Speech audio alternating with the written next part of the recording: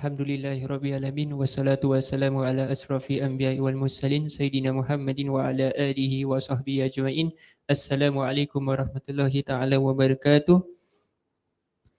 Okay, let's start. We've opened this session or this talk show with Surah Al-Fatihah with the hope of Rahman for this session. Al-Fatihah.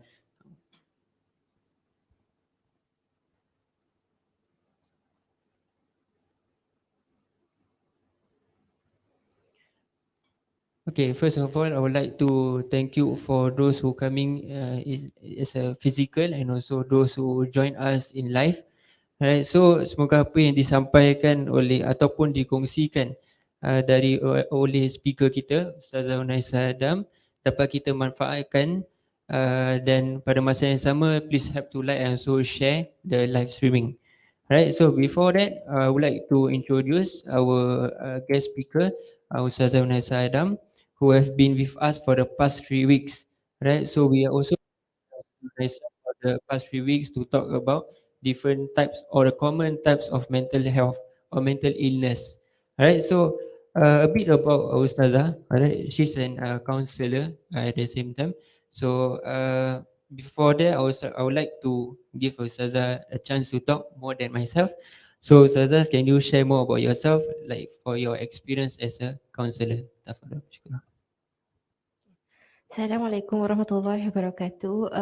First and foremost, thank you so much for being here today. For those of you that managed to come here, Alhamdulillah. And thank you so much for those of you that are currently watching our live stream and is going to watch the live stream later on, inshallah. So thank you so much, Ustaz Haziq, for the invitation for the past 3 weeks and including today. Thank you so much to Masjid Zamia Ar-Rabitah for the invitation, inshallah. So before this, before I start to share about the experience, I'd like to just give you a brief introduction about myself. So I graduated with a degree in Al-Quran and Hadith, and I have also attained the postgraduate diploma in counseling psychology. So based on my experience of the clock-in hours, be it for the training session and also for the ongoing session, um, it is um, it is it is actually um, an introspection for me. Okay, and every person's journey, every person's experience is unique. No one is the same as the other, even though they have similar symptoms, even though they have the same symptoms, or maybe they claim to have the same symptoms as the other, but every person's journey is unique. Therefore, there's a need to have a counselor and a therapist in order for you to have a fulfilling counseling experience or a therapy journey with a counselor, be it through group counseling or individual counseling. So that's just it for me. Alright, so for as a counselor, right, Ustazah, we also like to know, and also some of the viewers would like to know for a perspective of a counselor for a month, for example, like how many client do you actually take for a month? Because we all know that counselor actually do have their own life or their own activities or hobbies to do. So I believe that you can or you don't want to take more than maybe 4 or 5 client per month, because maybe it can drain you, maybe you can feel tired or stressed of facing the this kind of like issues. And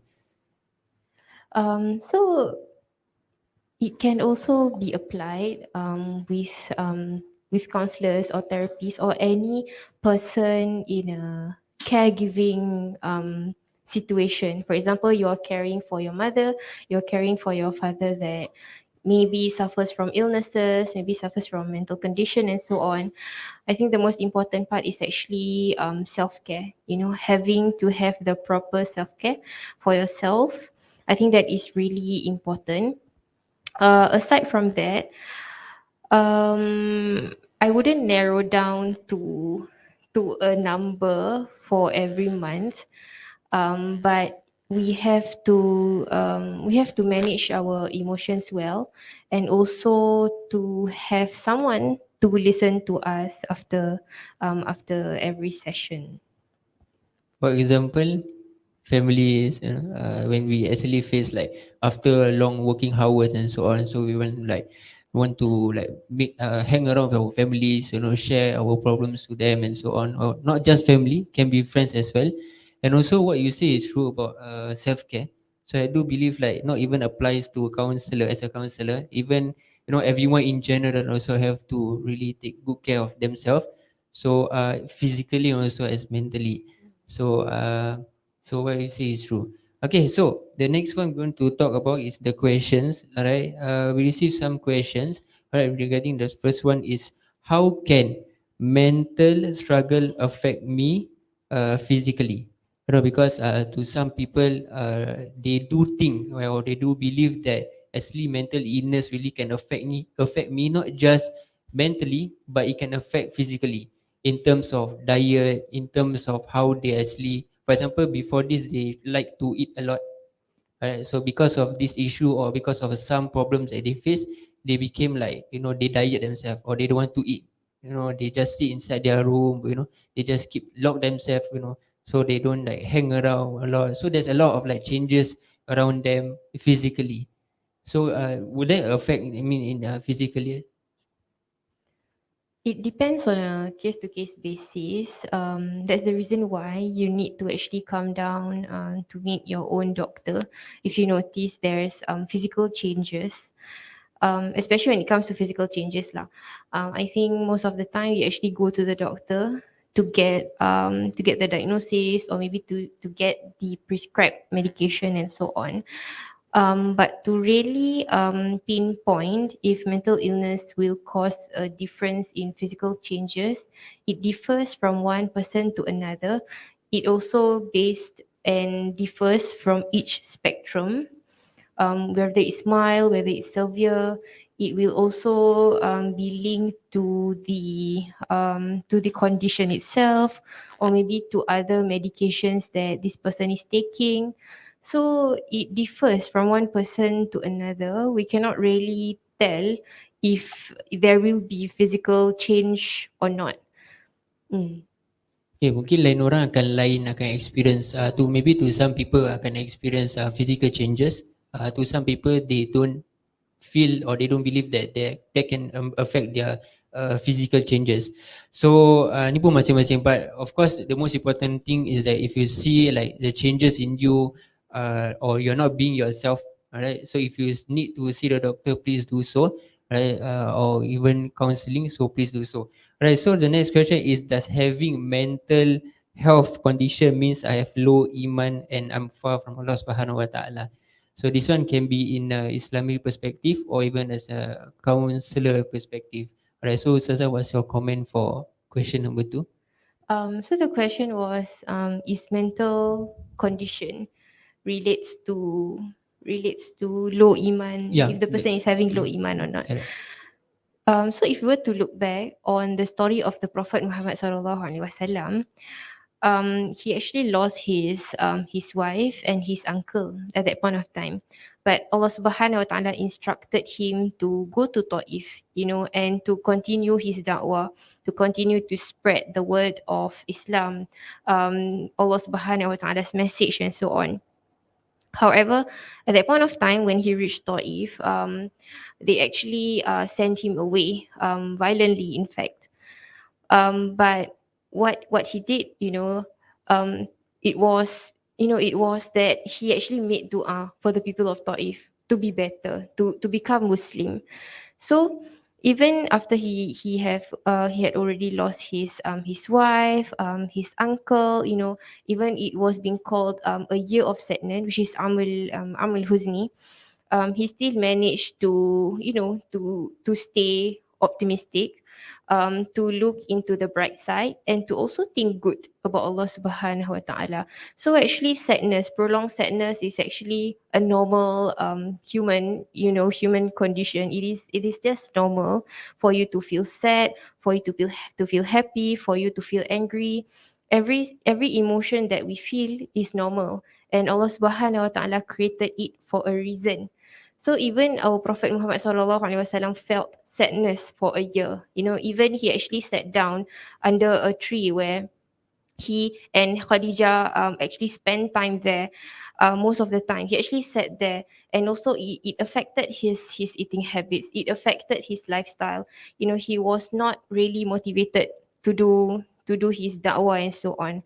But you know, but at the end of the day, he managed to, you know, to actually carry himself well. So is mental illness related to having low iman? My answer would be no. Okay. And when we look at iman, when we look at faith itself, right? Al imanu yazidu wa yankus, which means the person's iman, the person's faith, will always be constantly increasing, decreasing, and sometimes it can reach to level 0, sometimes it can reach to level 100. So our faith itself is not constant. It is based on our own decision, on our own intention. However, if you know, if you feel like as if you're having depression and Allah Subhanahu wa Ta'ala is punishing you, no, maybe you're actually getting closer to Allah Subhanahu wa Ta'ala. Maybe Allah Subhanahu wa Ta'ala is actually rewarding you with so much more rewards because because of the condition that you face, because of the problems that you face, because of the trials that you face. And that is also a journey whereby Allah Subhanahu wa Ta'ala will forgive your sins. You know, as I shared last week, you know, about a hadith that if someone faces with trials and tribulations, with problems, it is a way of Allah Subhanahu wa Ta'ala erasing your sins and to also reward you with abundance. You know, on top of that, if you actually practice sabar, which is patience, you'll be rewarded. On top of that, if you feel grateful, if you feel thankful amidst all of the things that is happening to you, you know, Allah Subhanahu wa Ta'ala will reward you even more. So that is a way of how Allah Subhanahu wa Ta'ala showed to you that He cares about you, you know.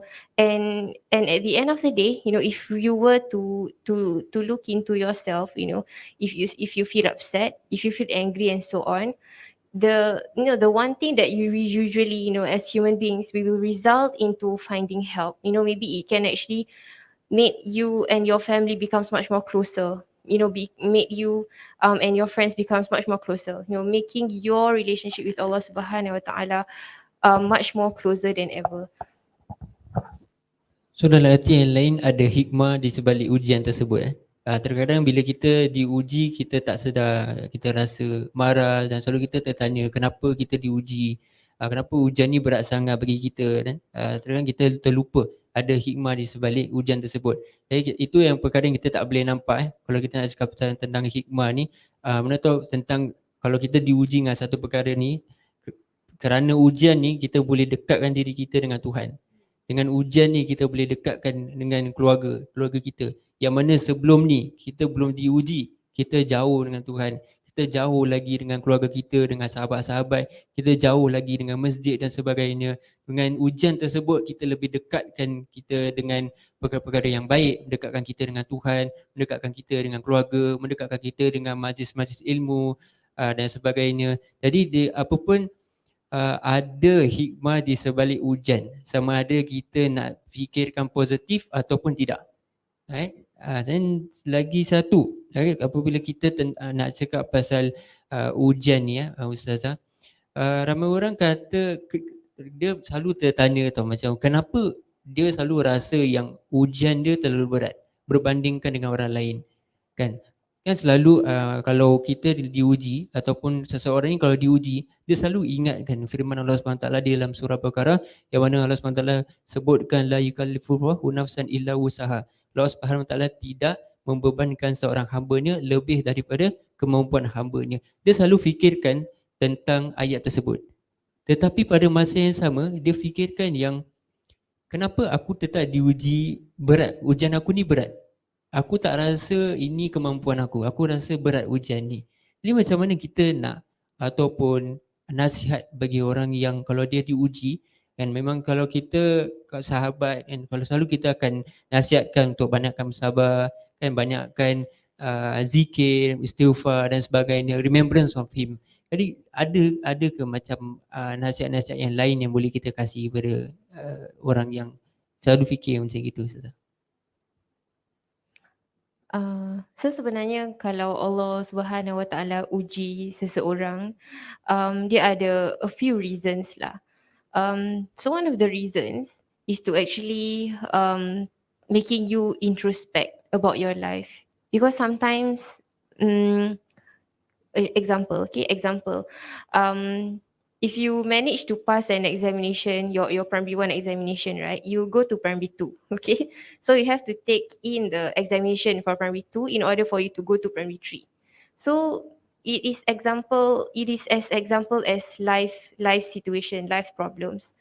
The more you grow, the more you go ahead in life, okay, the problems will become much more complex. Why? Because problems are actually good in order for us to activate our brain to solve problems, to solve problems wisely and enable the growth mindset. Because you cannot grow from the same situation, from the same surrounding, having the same routine every single day. That is not growth. It is stagnation. But if you're faced with difficulty, with trials and tribulations, that is when you grow. Maybe the growth perspective, or maybe the growth aspect you are not able to see, because it is something that you cannot see. It is not like money, it is not like a composition whereby you have to write down 3 to 5 papers. You cannot see, but it will grow you in terms of your own perspective about life, in terms of understanding yourself as a person, where you are coming from, in terms of understanding the people that you surround yourself with, and in terms of understanding your strengths and your own weakness, so that you are able to be better as a person every single day. It is a commitment to self betterment in that sense. And it also creates a sense of accountability. If you're not self aware about yourself, how are you able supposed to identify that maybe what you do is wrong, what you do is right? You cannot identify with it. You don't even know how to be accountable of your own actions, because there's no growth, there's no growth in that sense. So when you are being tested, you know where you stand. And at the end of the day, if you are going to meet with this problem again, you actually know how to solve it. So it's the same when we look through our prophets journey from the Quranic perspective. If you were to truly reflect, if you were to truly introspect in the verses of the Quran, for example, for example, the story about Prophet Yunus alaihi salam. So Prophet Yunus alaihi salam actually ran away, from his community, because he felt that he couldn't handle his community. He actually ran away from them, to the point that he actually ended up in the belly of the whale. So Allah Subhanahu Wa Taala kept him there, to actually teach him a lesson. Do not run away from your problems. Face them. So at the end of the day, after the whale actually vomited him out, okay, on this land, he met his community, and to his surprise, they were all, they were all actually have already embraced Islam. So it actually takes patience for you to build something, for you to create something, and to not run away from your problems. Because at the end of the day, Allah Subhanahu Wa Taala will lead you the way through it. You know, like what Ustaz Haziq actually mentioned, if Allah Subhanahu Wa Taala puts you on something, for example, you landed in this problem, satu masalah ni lah, but you feel like it's too heavy. Even the prophets actually faced that. They felt like it's too heavy. For example, Prophet Yunus, he actually ran away from it. He ran away from it. So even our prophet actually experienced that, and that is totally normal. It is fight or flight mode lah. It's either you are fighting about the situation, or maybe you just ghost. Kira ni ghosting lah. Uh, it's actually ghosting, you know. So Prophet, actually ghosted his community for a while. Okay.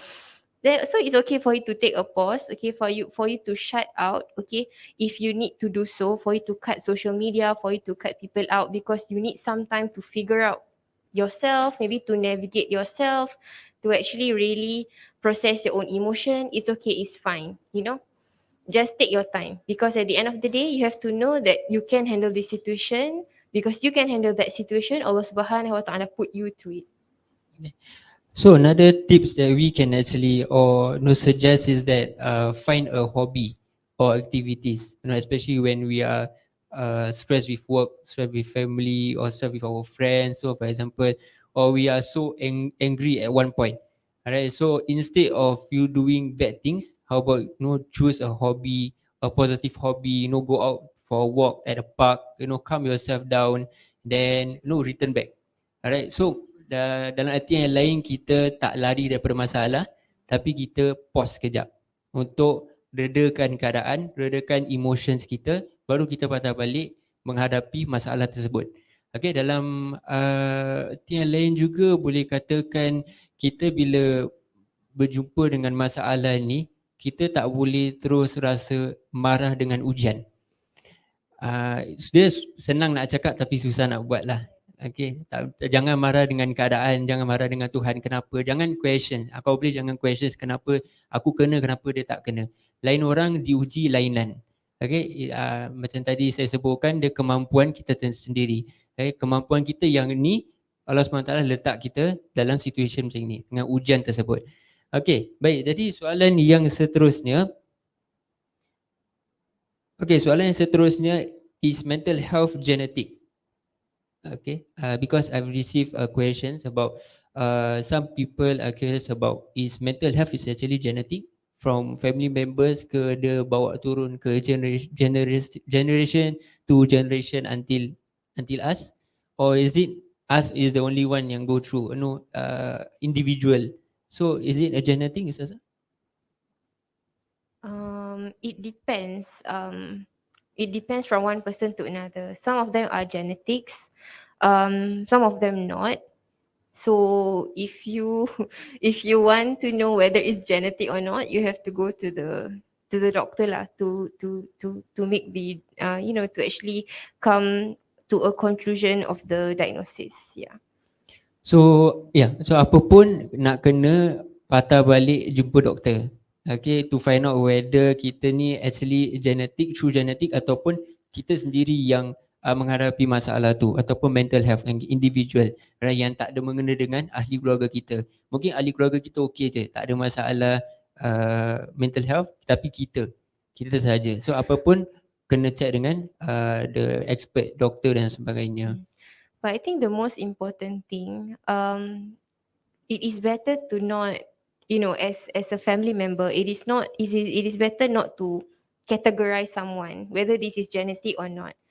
Like based on my experience, some of them lah, macam some people actually pernah mention macam, oh, because it is not genetic, because it is not hereditary, there's something wrong with me. So it gets harder for my family members to accept me because they think they don't have, and so on. I think the most important part is to actually remove the barrier or maybe to remove the category whether it's genetic or not, and to really be there and support that person if you truly love that person. It doesn't matter whether it's genetic or hereditary at the end of the day, because at the end of the day you want to help this person, and to not categorize anything lah. Basically that's not your job to categorize whether this person suffers from mental illness based on genetic, hereditary or not. So I think it's important for a family perspective, alright, if we actually know our child or our daughter actually face this kind of like mental health, do not judge them. Jangan cakap diorang lemah iman dan sebagainya. They are already at the worst situation, worst position. So what we can do is actually we motivate them. Right, so we say positive things to them. Right, kita jangan terukkan keadaan. Right, try to bring them to see specialists. No, this can be a friends as well. Right, if we know our friends actually face this kind of problem, they hide themselves and so on. So we know that actually they face this kind of mental illness. Do not make it worse. Do not run away from them. Do not run away and say they are problematic. They are not problematic. No, they just actually they are problematic to themselves. Right, but we don't say that they are problematic to us. Right, they already in a worse position or situation. So we don't make it even worse. by actually saying those harsh words to them. So instead we help them. So we help them with saying positive words, motivate them, bring them out, watch movie, belanja makan, or even, we can actually set an appointment to meet an expert or doctor for them. It's a gesture, it's a nice gesture for them. Be it family member or even friends also can be. Having a good intention to help them is really important, and to not easily label a person, oh, this person is too much drama lah, this person is negative, every time jumpa this person drama je dia. Because you don't know what that person is going through in life, every time jumpa it's like, oh, this person is toxic lah, this person red flags and all. But you don't even know if that person is suffering from mental condition and really need someone to talk to, really need someone to rant. Okay, so why not just get to know that person, okay, and do not judge the persons easily lah, based on the things that you heard about that person, or maybe based on the things that you actually noticed about that person on social media, because you have never interacted with that person, right? Or maybe never even have the opportunity to have deep conversations with that person. So to simplify a person to just a news, to just a statement, to just their own social media, for me, human beings are much more than that lah. We are so much more than what other people see, because it's just on the surface level. Okay, so when we are talking about family, so means inside our house. Alright, so the question is that, okay, this question actually came from a person from ask a question through our social media. Alright, so the question is that if the cause of my stress are people I'm living with, how do I stop getting affected by it? Right, so just now we talk about family members, right? So family members, so means we are talking inside our house. So now we don't talk outside of the house, we talk about inside our house. How will that affect us, and how do we try not to get that affect us, whatever that stress that we have inside our home with our family members. Actually, usually case like this macam a bit complicated, because macam the normal therapy actually takes like 4 to 6 times. Okay, but when that person is having problems with their family members, usually it can last to 4 months, to 4 to 5 months, or maybe for as long as the person wants, because they are living with all of those people. So sometimes, okay, this is just an example. Okay, for example, Siti. Okay, so basically Siti went through counseling. She wants to go through counseling because she cannot take from her parents. Okay, so this is just an example. This is just an example. So for example, to the point Siti actually got anxiety because she cannot control her own panics, her own emotions whenever her mother asks her to do something. For example, Siti gosok baju. It's like, oh, kena gosok baju sekarang. It's like, then gosok baju. For example, the mother actually WhatsApp her, Siti, buy for me nasi lemak. So Siti will be like, oh, is it now? Macam, do you want me to grab now? It's like something macam panic, you know. So sometimes for family, right, you usually go through family therapy because it is also something that the mother or maybe the father or maybe the brother has been affected by the past generations in terms of how they are being brought up. So we really have to look at the entire whole family of origins to really look at the pattern of behavior and anxieties, personal anxieties and response and reactions for the entire 3 generations, which includes the grandparents, grandmothers, and then the parents, and then the child. So usually we will actually dig up to that. And example, this is just an example. So the therapy is to actually make Siti calm so that she will not be getting you know panic attacks or maybe anxiety whenever her mother instructed her to do something. Yeah. So that is one of the example lah. Mm. So I think, correct me if I'm wrong, but I think how we actually depend also on us, actually how we actually take those comments or take that stress from our family members. For instance, for example, they ask us to do like wash the washroom, for example. but our reaction is the one that make it even worse, right? We react in a way that rude way, right, that actually make our parents actually feel even bad, and even and because of that they even mad at us, and they say nasty words, and that actually is not an issue pun actually, sebabkan kita punya reaction dengan kata-kata kita yang boleh membuatkan keadaan lebih teruk. Padahal dia punya dia punya apa, dia setakat suruh cuci toilet saja, tapi kita punya reaction mungkin kita penat dan sebagainya kan. Jadi kita punya reaction pun mungkin taklah berapa macam elok sangat kan. Jadi kita punya jawapan bila kita jawab, kita punya tone dengan family pun tak berapa elok kan. Jadi mak ataupun ayah just being themselves, right, diorang tegur, tapi teguran diorang macam kita tak boleh accept. Jadi kita terukkan keadaan tu. Jadi apa pun, back to ourselves, kita jangan saja tengok pada dua ayah dengan ibu kita. Kita kena tengok diri kita juga, how we actually respond to their comment, how we actually respond to whatever need that they actually ask us to do. Macam contoh beli makan ke dan sebagainya, actually depend on us as well. So betul lah Ustazah, or in fact semua orang aja, kita macam just take everything in, Actually, every person has a part to play lah. But at the end of the day, what I would recommend to Siti is to make her feel calm and to identify what is her responsibility, what is not her responsibility, what is her need and what is not her need. You know, what is her wants and what is not her wants. And to actually kind of enable Siti to navigate how to even respond, in a sense that to control her own personal anxiety lah. Okay.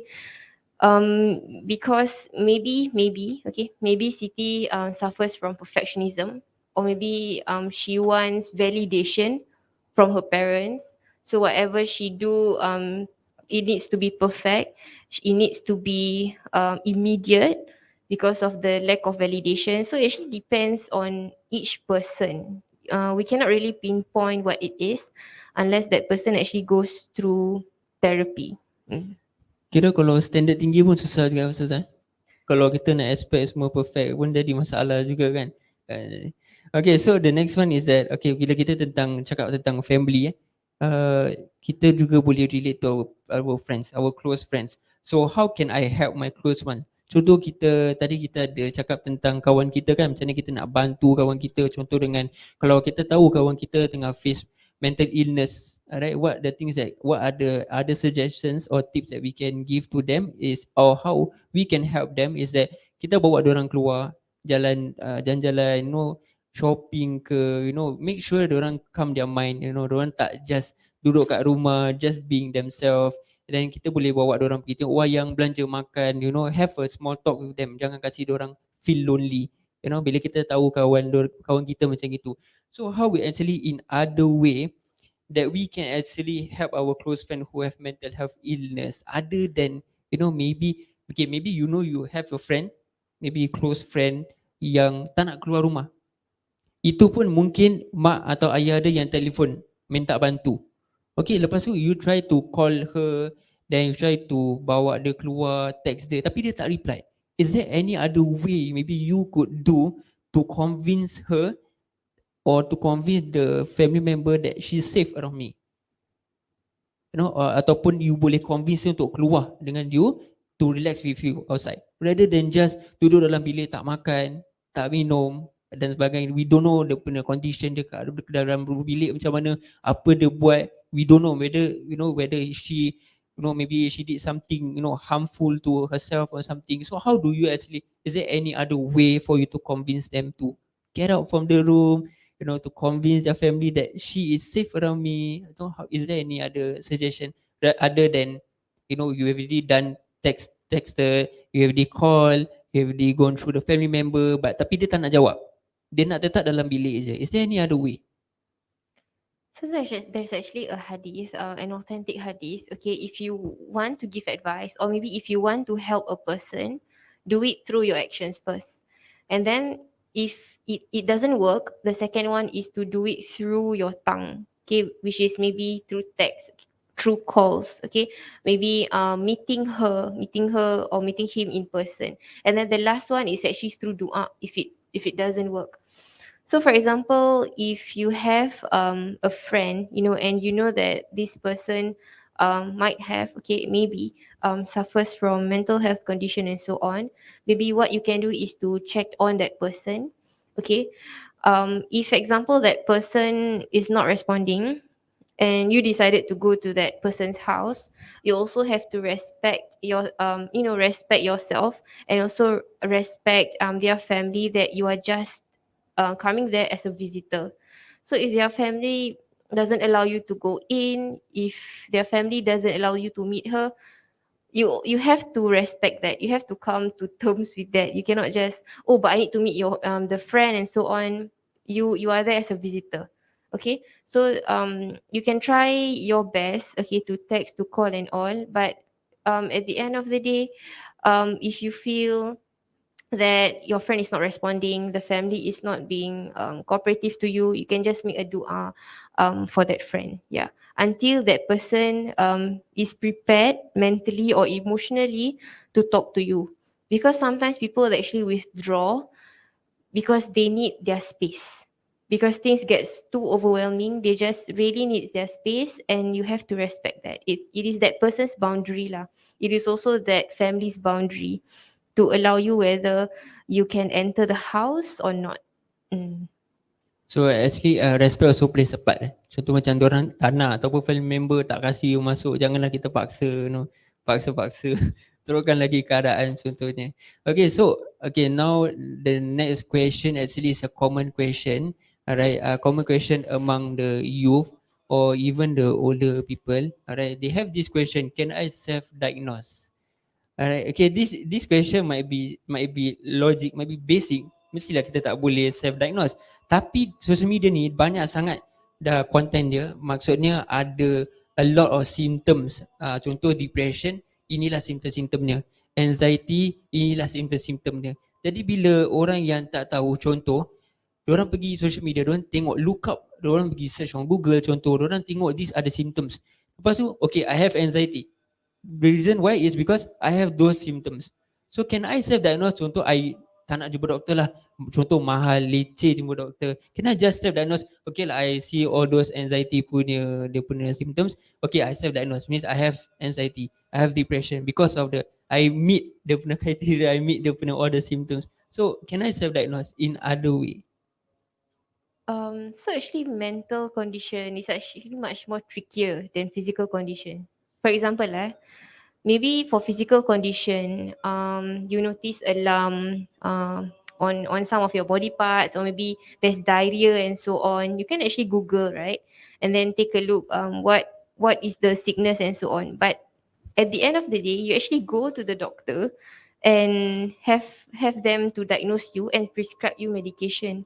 It's the same as mental condition, so just because mental condition, you cannot see it, you cannot feel it, it is not as if like you are having diarrhea, vomiting, maybe to that severe extent, okay, or maybe you're having a lump, or maybe you are experiencing any physical symptoms and so on. That does not mean that it is not there, but at the same time, you cannot just assume. So it also applies for like physical health. Okay, if you have diarrhea, if you have so on, you definitely go to the doctor, take MC, and then eat the medication. So it's the same as mental health condition.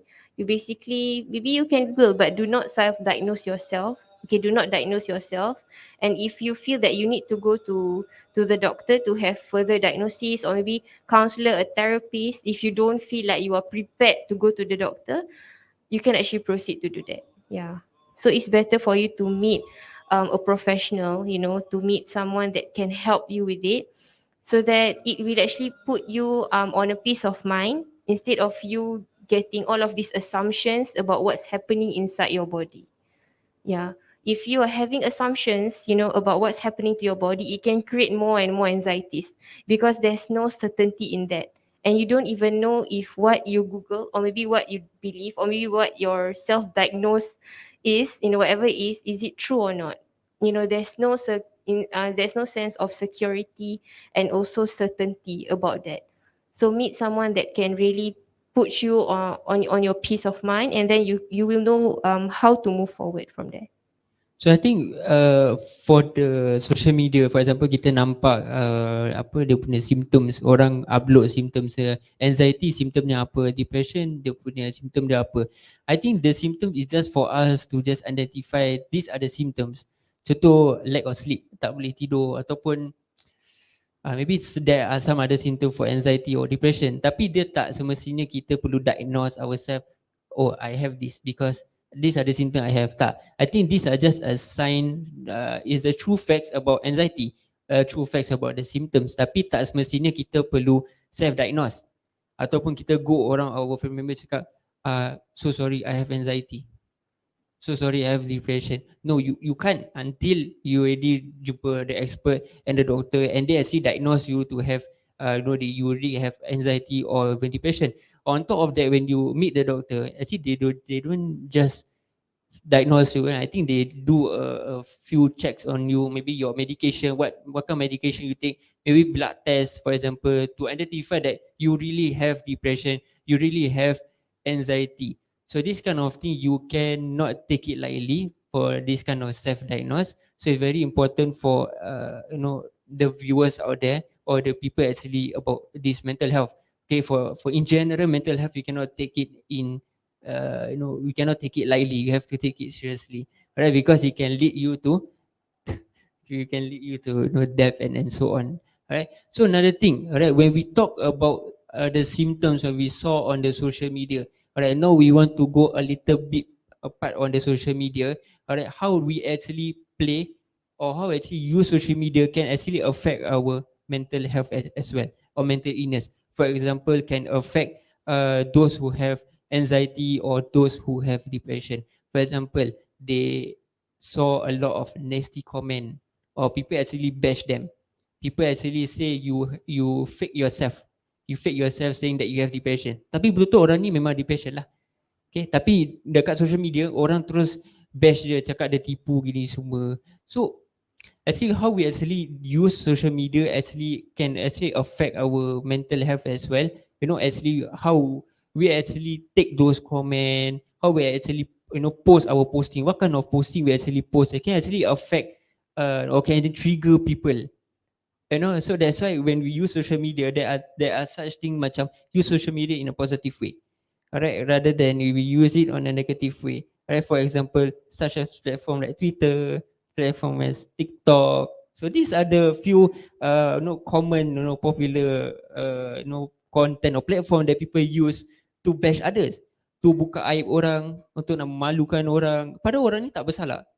Orang ni niat dia baik. Contoh orang ni nak buat benda yang baik, tapi dia ambil video of themselves buat benda yang baik.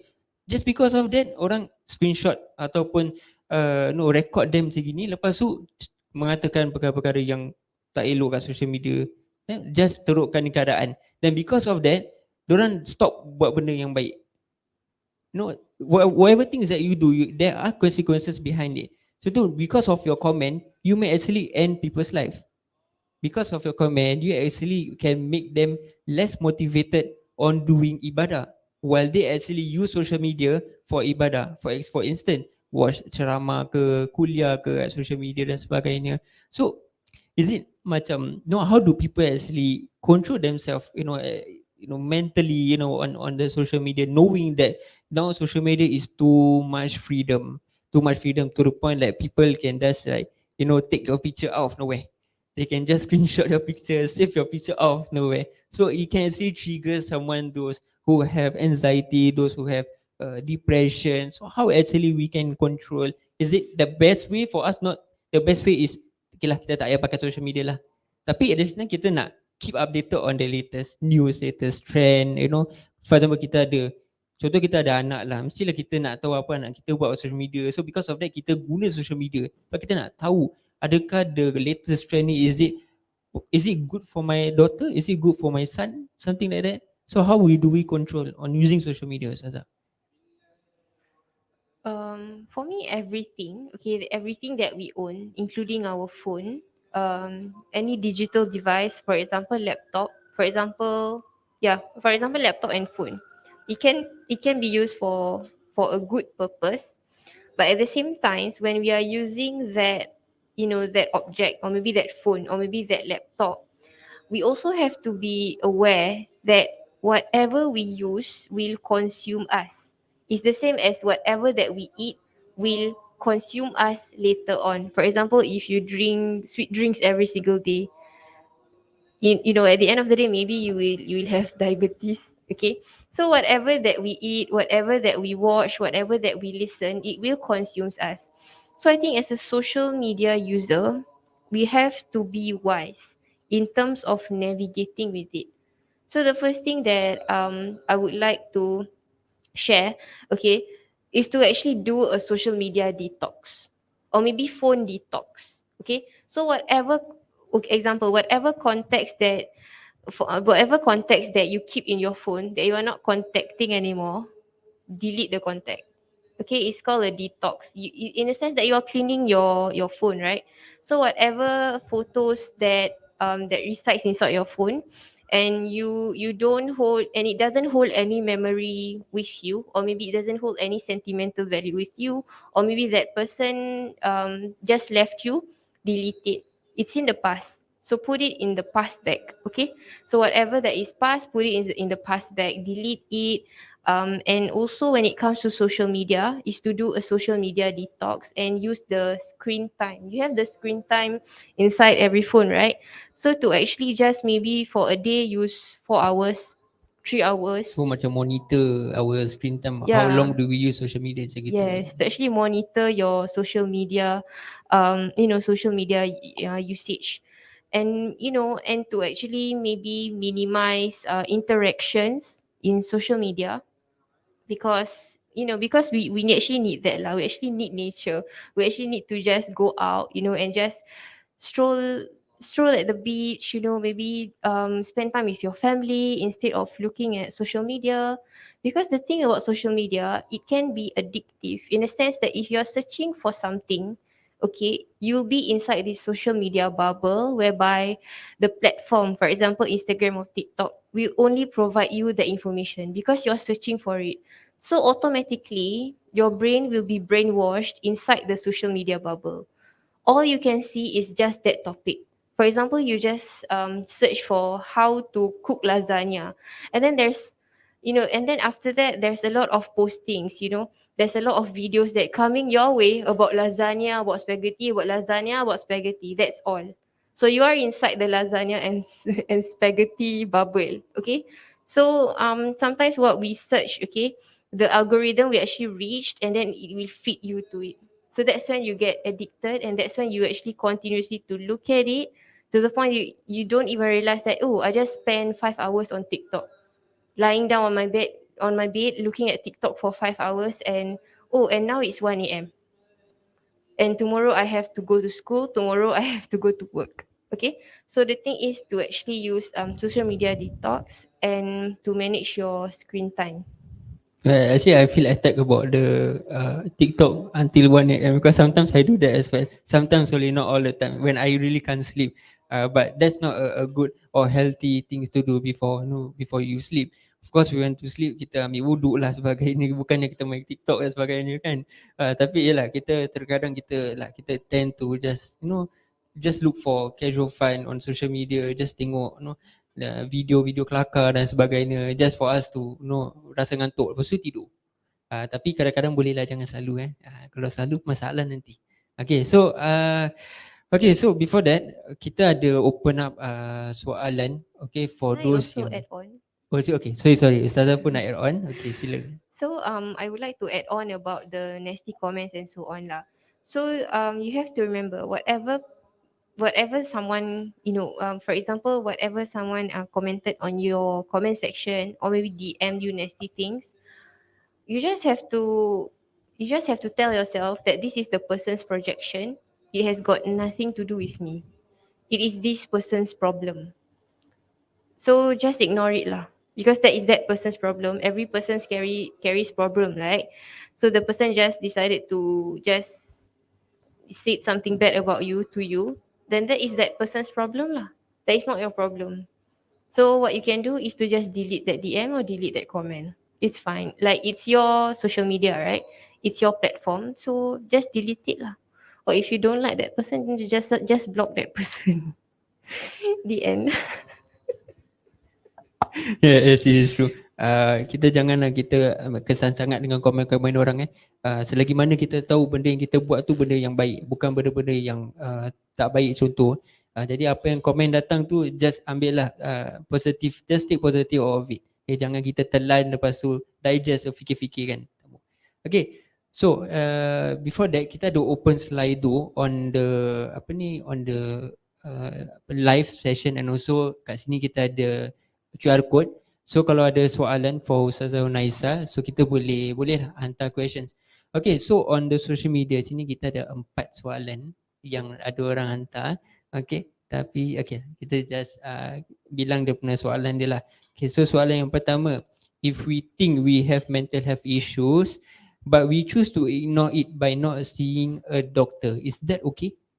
So maksudnya kat soalan ni, I don't know whether dia nak self-diagnose ataupun dia just tahu yang dia memang ada mental health tapi dia tak nak jumpa doktor. Is it okay kalau langsung tak jumpa doktor lah?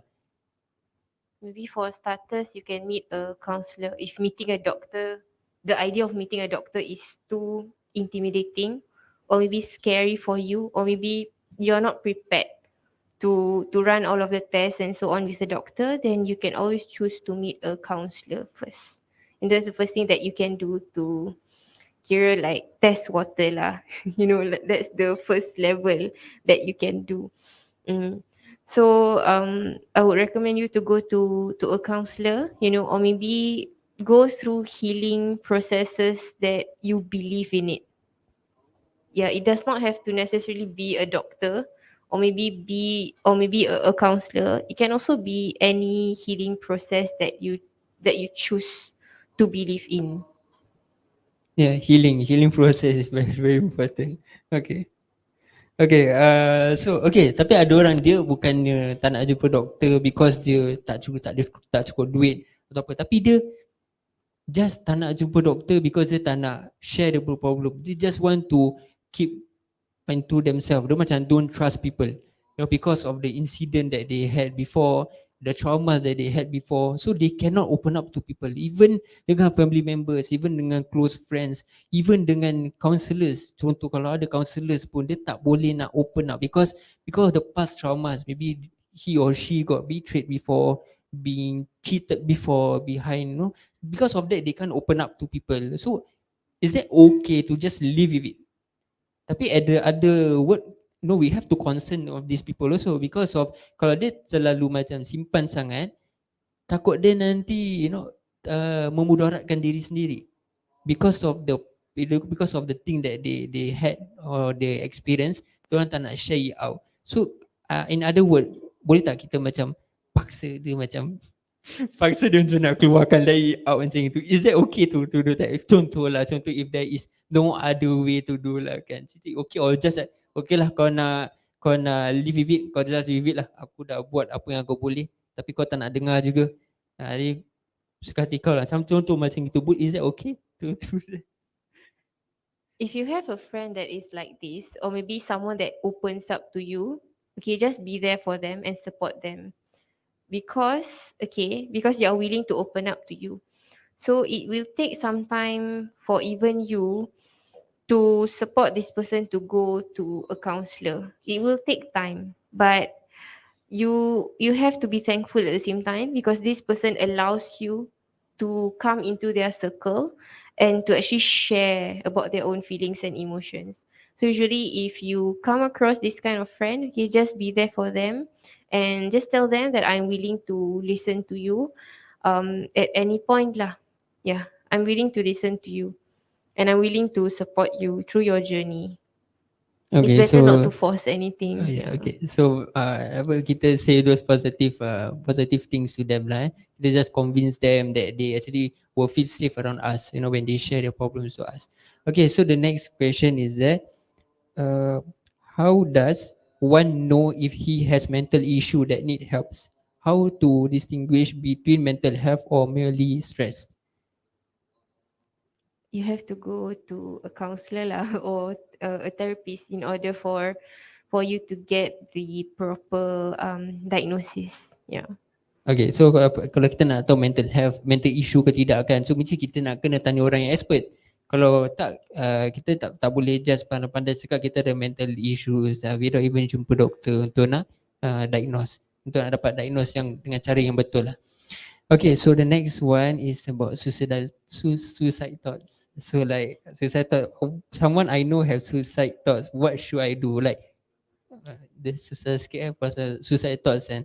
Macam mana orang nak, like what should I do? Macam mana dia boleh bantu orang yang ada suicide thoughts? Contoh dia dah tak ada, dia dah tak boleh fikir betul lah. Dia nak bunuh diri lah. Dia dah terlalu banyak dah, dia dah simpan terlalu banyak lah, dia dah experience trauma macam-macam dah masalah. Last dia nak bunuh diri juga. But it's too much for them. So you, for example, as their friend, how can you help? I think the first thing is to assess the context. You are their friend, right? But how close are they to you? Like, to what extent they actually share things to you? Are they comfortable with you? You know, that is another question that you should be asking yourself. Do they actually feel safe around you? Um, and the other part is to actually know if this person is currently going through therapy or seeing a counselor. And the last part is to actually know what kind of support that are available at that point of time, what kind of support that this person is getting. So there are some aspects that you need to look into in order for you to help this person. Yeah, jadi so basically kita nak kena tahu what our relation with that person, how close we are with that person. Sebab kalau orang yang nak share their problems, make sure that no, they are close with us. No, pasal orang macam gini dia tak akan share dengan orang yang strangers, dia tak share dengan orang yang tak rapat. They just keep themselves, keep everything to themselves. Kalau orang yang rapat baru dia mungkin dia akan share. So kalau nak tolong orang yang ada suicide thoughts ni, dia a bit tricky lah for me lah. Okay, walaupun you can be dia punya close friend pun, tapi you won't know tau. Kadang-kadang orang yang ada di suicide thoughts, they won't tell. They won't tell they want to commit suicide. You know, out of nowhere, they just like, you got a call from their family members saying that this person has passed away. No, this person has committed suicide.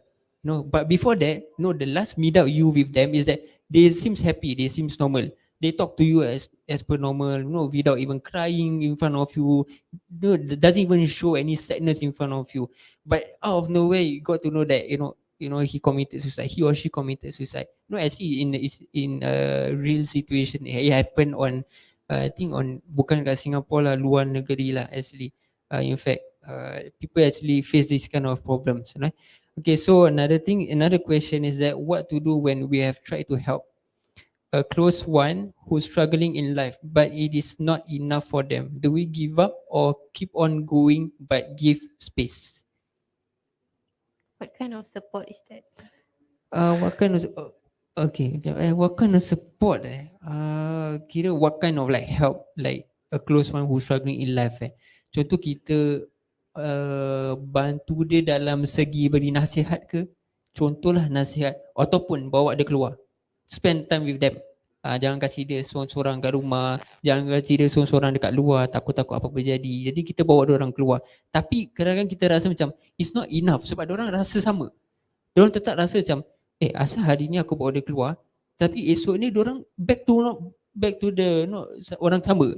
Kira dia orang tak berubah, tak apa, dia orang tetap rasa sedih. Kan you tell yourself macam what more can I do to help them? What more can I give to them to support them?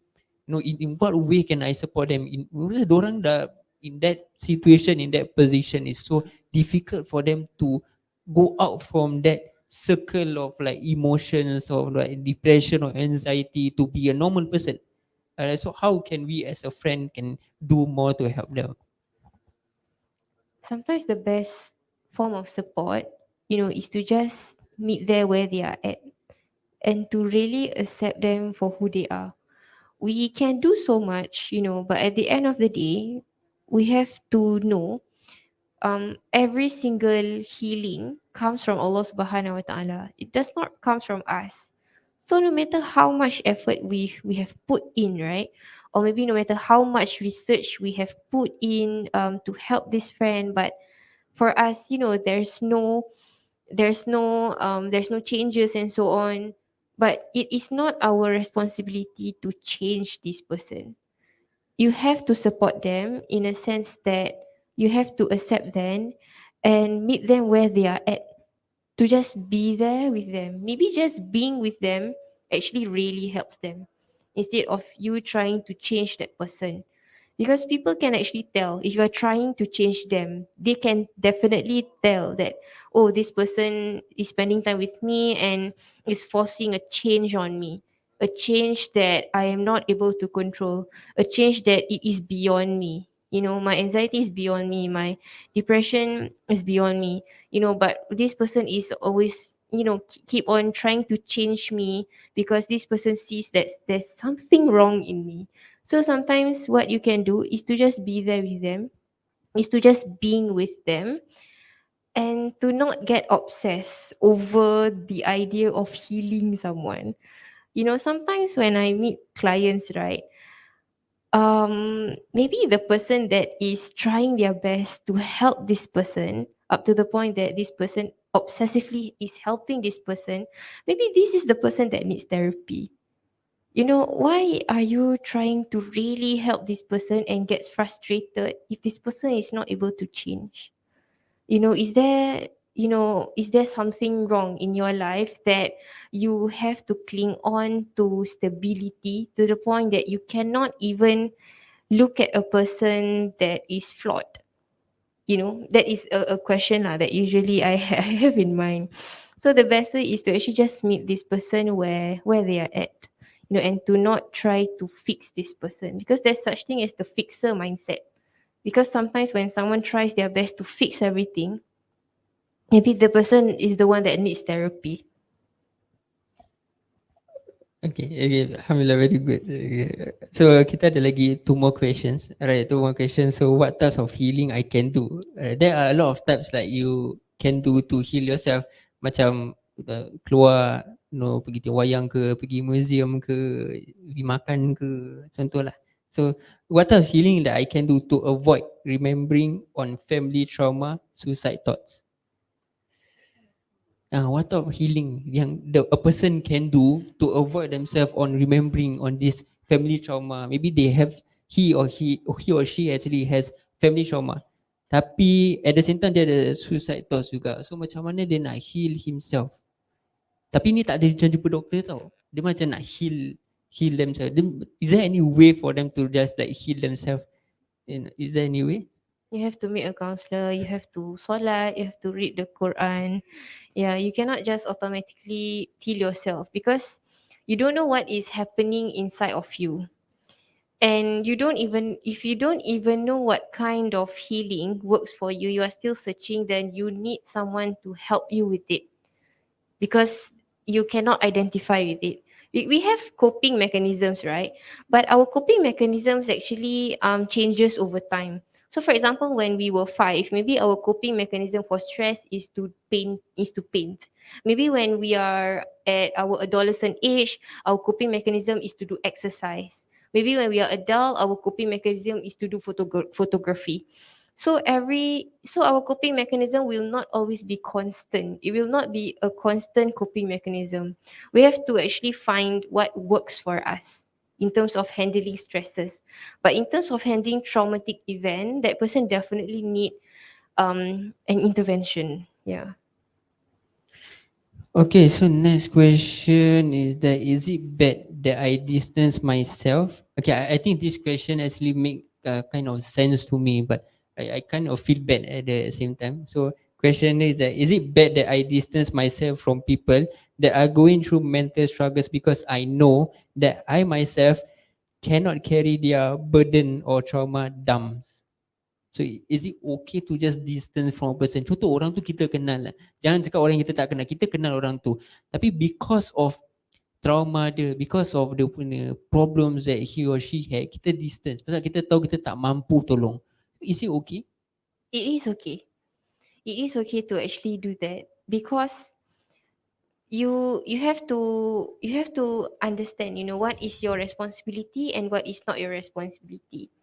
Helping a person is definitely a good thing to do, But at the same time, in our religion, Islam, we are actually instructed to take care of our well-being, mental well-being, physical well-being, emotional, and also spiritual well-being. Is in the Maqasid Sharia. We have to take care of ourselves first, in order for us to give ourselves to people. So if you feel that this person is affecting you to the point that it makes you stress, it makes you feel heavy after listening to that person, then do not surround yourself with that person lah. Okay, is to put a distance. Distance doesn't mean that you are cutting ties with that person. It just means that you are minimalizing contact, but you are still contacting that person. Only it is being minimalized in a sense that you don't actually engage in long conversations with that person, because oh, whenever I engage a long conversation with this person is going to emotionally dump on me, and this person doesn't even respect my boundaries, in a sense that this person doesn't even ask me, do you have the mental capacity to listen to me, before even dumping the whole entire emotions. This person doesn't have the courtesy. So why not just minimalize conversations with this person, minimalize the interaction. Tapi dia bukan cut ties kan. Dia just minimize the conversation we had with them. Because kalau kita cut ties itu lebih terukkan keadaan orang tu, bukan kita. Tapi kita rasa bersalah sebab tu kawan kita. Jadi apa kita boleh buat, kita when we know that kita tak mampu untuk nak bantu, jadi kita distance, maksudnya kita minimize the conversation we had with them. Tapi bukan cut ties. These are two different things. Cut ties dengan distance is two different things. Alright. So, okay, so kita lagi dua questions je. Lepas tu we will end the session.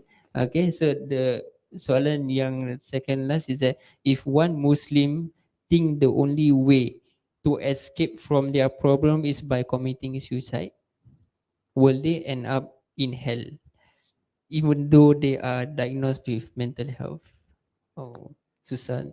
I think when it comes to hell and paradise, it's the same as when it comes to faith. In terms of orang ni banyak banyak iman ke, sikit iman, cukup iman ke, it is not it is not our responsibility to categorize a person. Where will this person be at the end of the day? Is it neraka? Is it syurga? Or maybe to even categorize ni dosa besar, dosa kecil, dosa berpanjangan. It is not our responsibility to determine those things. It is Allah Subhanahu Wa Taala's responsibility. It's not us. So for me, what's the point of categorizing someone? Where will they be at? When at the end of the day, what we should be worrying is actually our fate.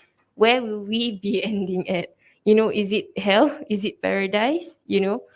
So in a hadith, it actually mentions that leave whatever that does not concern you. If it does not concern you, leave it. If it is not your responsibility, leave it. You don't have to kepo-kepo, tengok, categorize orang. Is this hereditary? Is this genetic? Is this hell? Is this paradise? No. Okay? Because it does not concern you. So whatever that concerns you, you can layan. Whatever that does not concerns you, leave it. So I think it's also important for us not to categorize orang ni masuk syurga ke, orang ni masuk neraka ke. Kita tak tahu penghujung dia macam mana. Dan kita tak tahu penghujung kita pun macam mana. Mungkin saja kita ni hidup sepanjang hidup ni kita lakukan ibadah, tetapi bila penghujung hidup kita kematian yang tak baik, su'ul khatimah. Tapi bila orang yang seumur hidup dia contoh buat benda-benda yang tak baik, sekali penghujung hidup dia husnul khatimah. Allahu a'lam, kadang-kadang kita tak boleh tahu. Ini semua haknya Allah. Syurga, masuk neraka ni kita tak ada hak untuk nak tentukan orang ni masuk syurga atau masuk neraka. Tu bukan hak kita. Okay, itu yang perlu kita nak kena tahu. Okay, so the last one is that solat, read the Quran and get closer to Allah Subhanahu Wa Taala. How about the non-practicing Muslims? How do I advise my friend that she needs Allah Subhanahu Wa Taala but without offending them? So even when it comes to advice, right, the scholars have actually concluded to meet people where they are at. So in a sense, for example, when you meet a 5-year-old, you cannot advise them like how you advise an adult. They will not understand. So try to meet them where they are at. So if, for example, someone is is closely religious knitted. Okay, advise them in a way that emphasize on the religion. But if that person is coming from a background that is different, or maybe that does not believe in Allah and all, you cannot simply just, oh, Allah will not like this, Allah dislike this. This person will automatically put a barrier with you, because they cannot connect to you, and they feel that you don't understand where they are coming from. So try to meet people where they're at, understand them better, have few, deep conversations with them to really understand them, and then from then on, you can actually advise them. But at the same time, when giving advice, right, you also have to think whether it is suitable for that person's context or not, whether it is realistic or not, whether this actually applies to that person's current state or not. So if it does not apply, if it doesn't look like it applies well, right, do not advise lah. Do not give the advice. Maybe find another advice. And when it comes to advice also, you've used the proper tone and the proper words. Choose your words correctly in that sense. Think the cara also plays a part, not just niat niat satu dengan cara pun lagi satu. Niat boleh baik tetapi cara tu mungkin boleh salah. Okey, ini lagi bila kita nak sebut tentang orang atau kita nak bantu orang yang bukan agama Islam. Okey, kita punya approach nak kena approach dengan cara yang baik. Suitable approach kita nak approach, dan kita nak bagi nasihat pun kita jangan sampai tersinggung orang, tamu sampai kasi orang offended dengan kita punya comments. So nak kena tahu cara-cara macam mana approach orang yang dalam keadaan nak bunuh diri ke, dalam keadaan stres ke, dalam keadaan ada this anxiety ke, depression ke. So all of this bila kita nak approach bagi nasihat pun, kita punya kata-kata tu pun nak kenakan dengan kata-kata yang baik, kata-kata yang tak tersinggung hati orang, tak terukkan keadaan orang. Itu semua plays a part. Memang niat kita baik tapi kita nak kena cara pun nak kena cara yang baik lah. Dia tak boleh cara baik, cara salah, niat baik. Dan lepas tu enak kita cakap tapi niat aku baik apa. Ya, niat baik tapi cara tu pun nak kena cara yang baik. Okay. Macam example lah, small examples. For example, some people macam they are okay, they are okay to makan dalam periuk. Example, some people are not okay to makan dalam periuk, like the food needs to be on the pinggan and so on. So different people have different perspective, even when it comes to the smallest thing tau. So it doesn't necessarily mean that you hold this belief important and you assume that this person also holds the same belief or looks at the perspective the same like you, when in fact, like, every single person is just unique from one another. So we have to really understand lah where this person is coming from, even from the smallest thing to the biggest things. Ini lagi pasal faith, pasal mental health. This is like much more complex rather than siapa makan dekat pinggan, siapa makan dekat periuk. So it's really a complex thing, and your intention to be their friend is to be their friend, right, at the first place. So try to be a friend first, practice empathy first, instead of just macam terjun, I need to advise. Yeah, actually so. Okay, so kita ada masa lagi. Boleh selitlah tu soalan, boleh tak?